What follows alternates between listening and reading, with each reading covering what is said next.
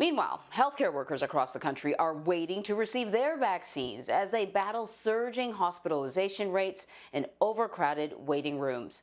Frontline workers are among the first people to receive the vaccine, along with nursing home patients and people over 65. But the limited number of doses has kept many doctors and nurses from getting inoculated. And in places like Texas, coronavirus is only getting worse, with many hospitals reporting no vaccines in the ICU.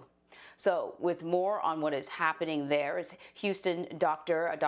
Kelechi Olejeme. She is an experienced hospitalist and received the COVID vaccine just yesterday. So congratulations. I should ask you, people want to know, how are you feeling? How did the vaccination go?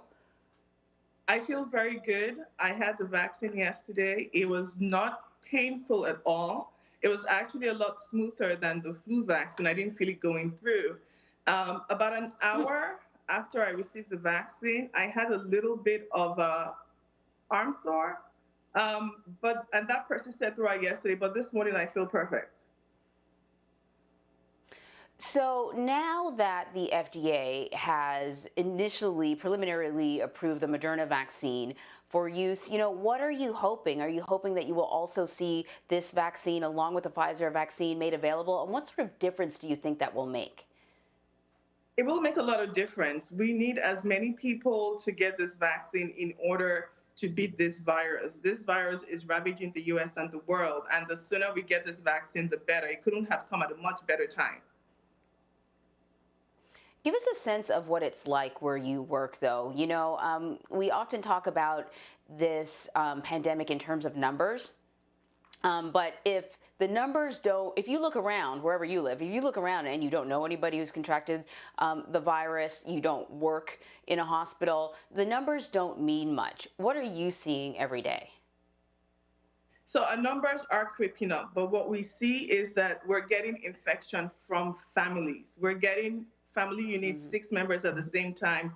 We have father, mother, daughters. We have 2 generations, sometimes 3 generations, all coming in with the vaccine. These are people who probably got infected by all being together.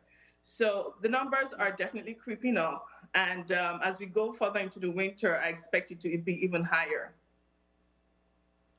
So then we go back to possibly having the choice between two different vaccines.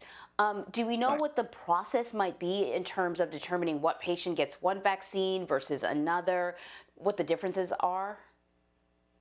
I don't think, from what I've heard, I don't think we really get a choice as to which vaccine you will get. I know that Moderna, because of the storage temperatures, it might be easier to get to the rural areas.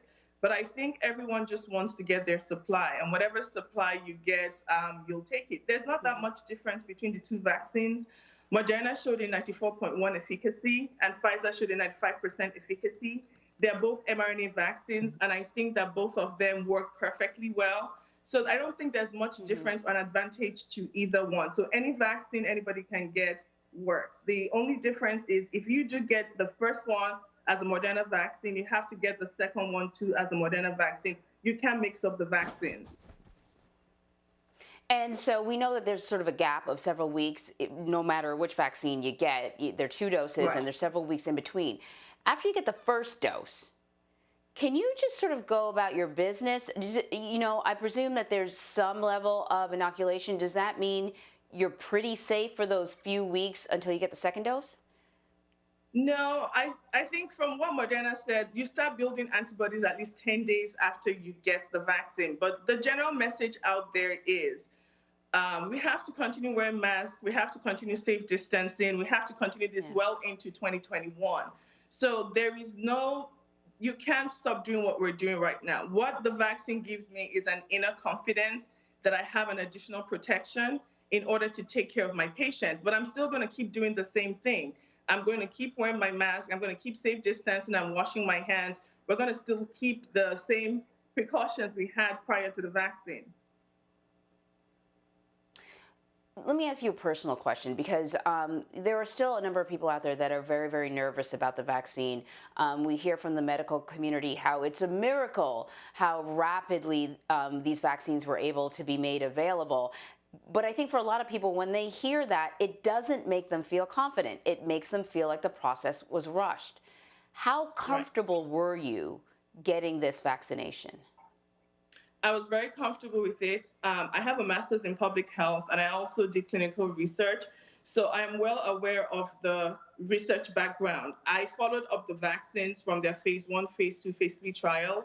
And so I was well averse of their results and the process they went through. So I had no hesitation whatsoever and I have no concerns about the vaccines. I do have some coworkers who have expressed concerns, and I've spent time talking to everyone, explaining to them. I think their biggest concern was the timing. There seemed to be this assumption that the vaccine was going to take a longer time. So the fact that it took 10 months, a lot of people feel that it's rushed. So we have to go back and explain to everyone that there were no shortcuts. This was done precisely. And I think we need to celebrate the fact that this vaccine was done in 10 months. We really need to understand that as when the private sector, the public sector, the health sector, the pharmaceuticals, when we all work together, this is what we get. We get a fabulous vaccine in record timing. Listen, I'm really actually glad that you brought up the fact that you've even had to speak to some of your coworkers, some of the people who, clearly work in the medical field, because I feel like sometimes with this vaccine conversation, it's starting to look like the mask conversation, where there are people on either side, and both groups are pointing at each other, thinking that the one group is less or more informed. And the fact that even people within the medical community can have doubt, and you are showing them that with the proper information and proper education, they'll feel a lot better about this, I think is a really, really sort of important thing to talk about. Dr. Kelechi Olejeme, thank you so much. Thank you for having me. So Vice President Mike Pence and Second Lady Karen Pence will be publicly receiving their vaccine in a little under an hour from now, and we will have that live right here on CBSN.